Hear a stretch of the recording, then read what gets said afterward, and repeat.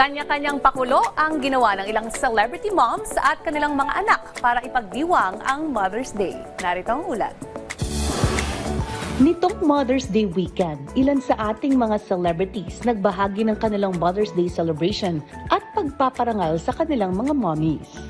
Ang aktres na si Marian Rivera ay nilarkahan ng special day habang sinimulan nito ang kanyang bagong journey as entrepreneur. Mula sa paglulunsad ng sarili niyang skincare line, maraming humanga sa kanyang unang live selling session na tumagal ng mahigit 6 na oras. Kaya naman sobrang naging proud si Dingdong Dantes at pinost ang dedikasyon ng kanyang misis. Anya, you always give your all bilang mommy, asawa at ngayon bilang businesswoman. And seeing you chase your dreams while taking care of everyone around you makes me love and admire you even more. Isa namang sorpresa ang sumalubong sa aktres na si Jeneline Mercado mula sa kanyang asawa na si Dennis Trillo kasama ang kanilang mga anak na sina Jazz at Dylan. Hawak nila ang isang giant balloon bouquet at napawaw din si Jeneline sa hinandang maraming pagkain ng kanyang pamilya. Nakaranas naman ng isang thoughtful celebration ng megastar Sharon Cuneta, ang kanyang asawa na si Senator Kiko Pangilinan.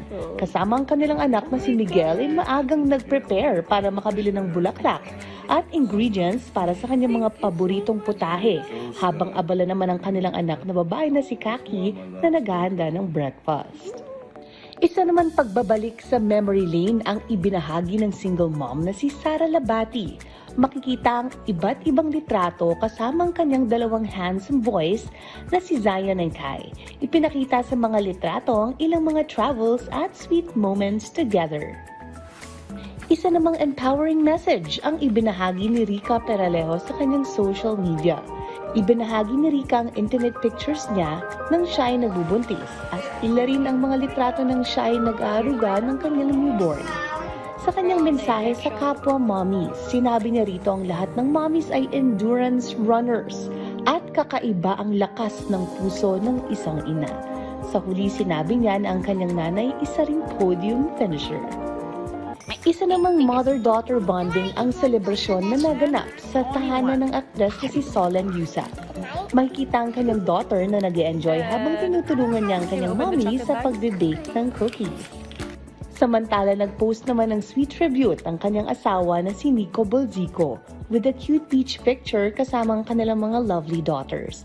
Anya, I love every version of you but watching you as a mom is the purest form of love. And remember, the best mom is a happy mom, so don't forget to love yourself too. Abangan muli bukas ang aming celebrity stories dito lang sa Ulat Showbiz.